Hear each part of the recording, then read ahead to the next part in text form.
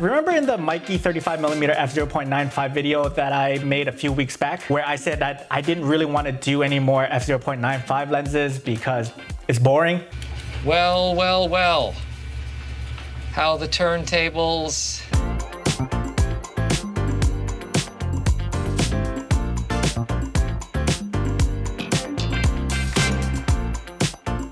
Hey guys, welcome back to the channel. In today's video, I'm going to talk about this lens right here, the Meike 50mm f/0.95. So enough jabbering, why don't we just go ahead and start with what people want to know first, and that is its image quality.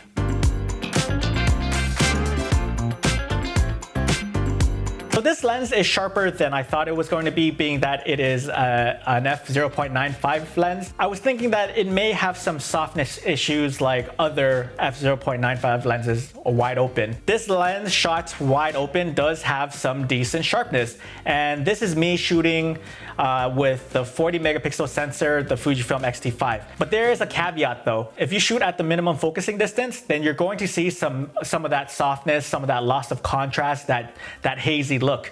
But if you take a few steps back, this is where the image does perform a bit better. So the closer you are to the minimum focus, the more soft your images is going to look. So keep that in mind. The bokeh is also really nice at f/0.95 as it gives you that background blur for all you bokehmons and your tonimons out there in the world. This thing has got you covered in that department. And if you are still worried about the haze and that dreamy haze look, you can always use the dehaze slider in Adobe Lightroom to mitigate some of that, but that can only take you so far. And when you shoot towards the sun, I was able to see some chromatic aberration. This is me just shooting into the palm tree, but if I were to really use this lens, I wouldn't be shooting into, you know, a bunch of tree leaves to try to search for chromatic aberration. I would use this as a portrait lens, and I don't think that I would put myself in that position to see that much chromatic aberrations. I don't think. I could be wrong. I had a pleasant experience photographing the wife with this lens. I was photographing her around the beaches here in the Algarve. It was sunny and bright and I had zero issues. I mostly shot this wide open because I want to see how it performs in really bright circumstances. And the Algarve is freaking bright. It's like so bright. And if you can nail focus, you're going to get some decent images. Obviously, I had to use the electronic shutter and go past the 1/8,000 of a second that you get on the mechanical shutter with the Fujifilm X-T5. I was shooting around 1/16,000 of a second on some of these shots in order to, you know, shoot this at f/0.95, which is freaking crazy. And as you can see here, I think it performs pretty good. You can still see the haziness. You can see the lack of contrast, and like, you know, it does add a bit of a dreamy look to it, and that's part of this lens's character and the charm of this lens. But once you stop it down to like f1.4, the contrast does come back. Center sharpness is good at f1.4, and I find this acceptable if I want to shoot portraits. But you are still going to see some chromatic aberrations. And at f2 again, it sharpens right up. At f2.8, it's even better. And at f4, you're going to see this lens sharpen up to the point where I think most modern lenses perform at.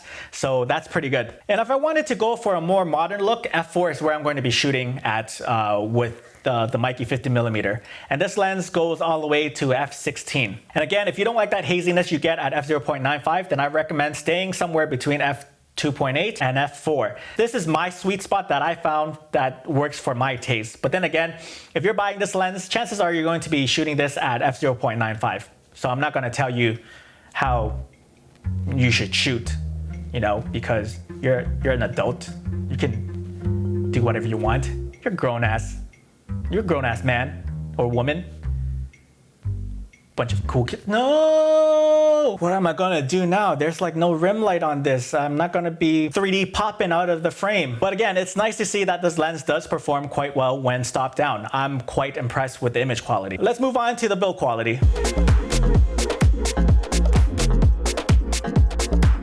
When I first unboxed this lens, I was really surprised by how beautiful this lens looked aesthetically. It's short and stumpy looking, just like me. It has a nice build with a black finish with a good amount of weight to it, so it feels quite premium. What I really like is the focusing dial. It has sort of this crisscross pattern on the focusing wheel, so making it much easier to grip while you're trying to manual focus. And this is totally different from what they have on the Meike 35mm f/0.95 lens. And again, the build feels premium. It's just all glass. Just look at how big this glass is. It's so sort of reminds me of like a slightly smaller version of the 56mm f1.2. The filter thread size is 62mm, and at 50mm in aps-c, you're getting a 75mm full frame field of view with this lens, making this a telephoto lens with some decent compressions, which is really good for portrait photographers. The focusing is smooth, but it does suffer from focus breathing, so just keep that in mind. The minimum focusing distance is 45 centimeters, which means that you can get really damn close, but like I said earlier, if you try to shoot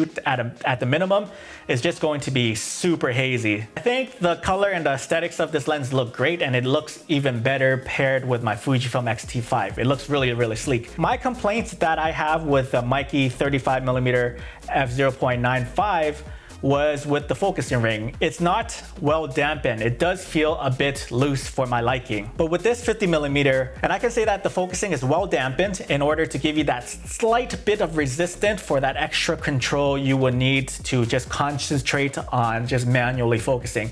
Whereas I felt with the 35mm f0.95 by Meike, it was a little bit loose, so sometimes the slightest touch, you can almost overshoot it, and I didn't like that. Speaking of focusing, in my opinion, this lens is easy to manual focus, and I think it's because of all the things that I mentioned before. I was able to nail focus for most of the time I was using it, so I am quite happy with the results that I got. I got more keepers than not keepers. But it's not always sunshine and rainbows here. What about the negatives?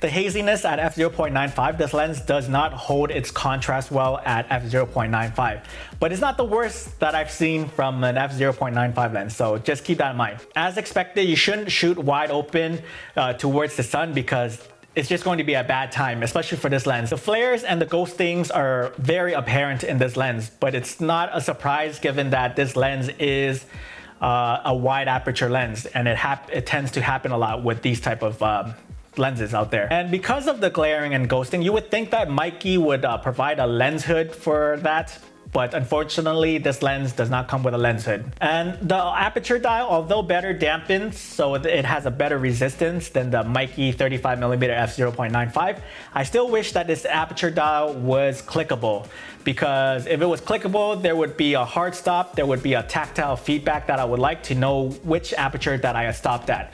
With these non-clickable aperture ring, who's to say that it won't drift off a bit while you were shooting and you just become so unaware of it. So I just want it to be clickable for that case. But other than that, I'd say priced at $249 US, you can't go wrong with this lens. Just manage your expectations and you should be fine. This lens is a great character lens, and if you need to, this lens does sharpen up quite nice once you stop it down to f2.8 to f4.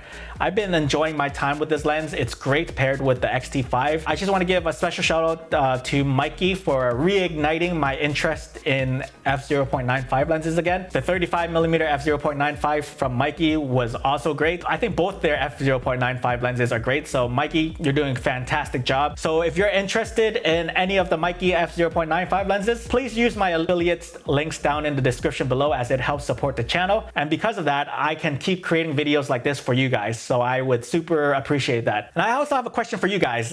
Do you guys have this lens? Like, does anybody have this lens at all? Because I haven't seen much video about this lens for the Fujifilm X Mount. I would like to hear another, perspective from a Fujifilm shooter. Let me know your thoughts down below. If you found this video helpful, do me a favor and please subscribe to my channel. I do Fujifilm gear related content on this channel.